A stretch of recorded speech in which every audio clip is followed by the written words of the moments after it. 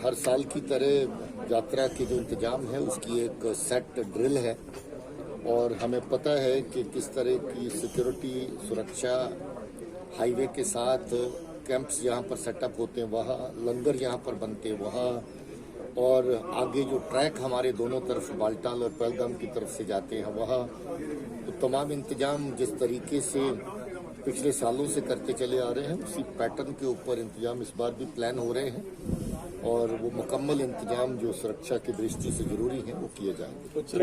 Sir threat कोई इस तरह का कोई ऐसी खबर नहीं है। सर कोई स्टिकी बॉम्ब जो मिले हैं वो कितना एक चैलेंज रहेगा, क्योंकि अमरनाथ यात्रा भी आ रही है। स्टिकी बॉम्ब अब धीरे धीरे पुरानी बात होती जा रही है, मगर नई खुराफात है, ये जरूर कहने का है। अभी तक इस तरह का सिलसिला काफ़ी सालों से नहीं था, मगर अभी कुछ जो अमन दुश्मन ताकतें हमारे पड़ोसी मुल्क की तरफ से इस तरह की कार्रवाइयाँ करने में हमेशा लगी रहती हैं, उनकी तरफ से एक नया सामान है जो तैयार करके भेजा गया है। मैग्नेट के साथ एक छोटी सी आईडी बना रखी है जो गाड़ी और मेटल सरफेस जो है उसके साथ जिसको चिपकाया जा सकता है। ये एक थ्रेट है, मगर अब हमारी अपनी सिक्योरिटी ड्रिल्स हैं जिसका पूरा ख्याल रखा जाए। सर अभी जिस तरह जम्मू कश्मीर पुलिस की कोशिश है, यंगस्टर जो भटक जाते हैं मिलिटेंसी की तरह, भाई 4 लड़के हैं उनको वापस लाया गया है, तो किस तरह की ये कोशिशें हैं जम्मू कश्मीर पुलिस की कि जो भटक गए वो वापस आए? ये कोशिशें पिछले चंद सालों से, खासतौर पे 2020 में हम लोगों ने बहुत शिद्दत से शुरू की और फिर जारी रखी।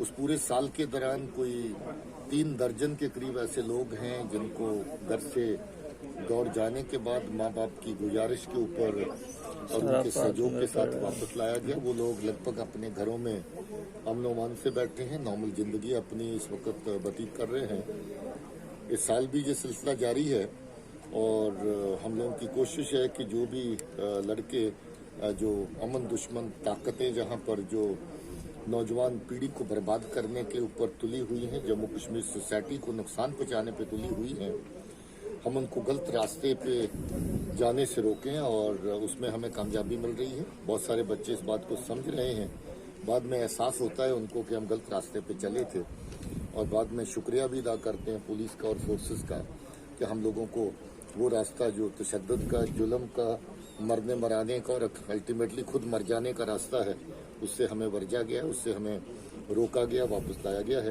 मैं समझता हूँ ये सिलसिला हम इस तरीके से जारी रखेंगे।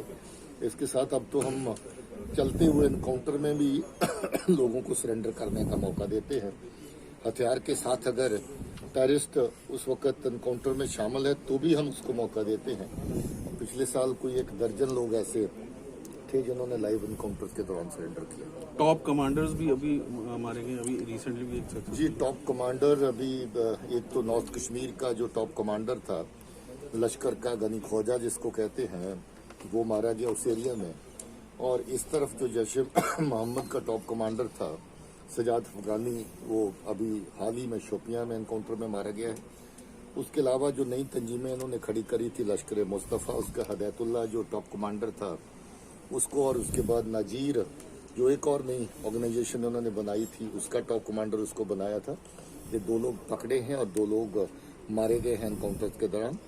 अभी इस साल में भी 12 के करीब जो आतंकी हैं वो अभी तक खत्म हो गए हैं और 3 दर्जन के करीब ऐसे लोग हैं जिनको अलग अलग मॉड्यूल्स की फॉर्म में हम लोगों ने पकड़ लिया है।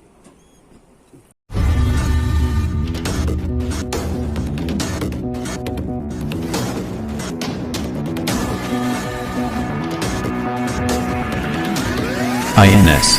Extremely fearless journalism.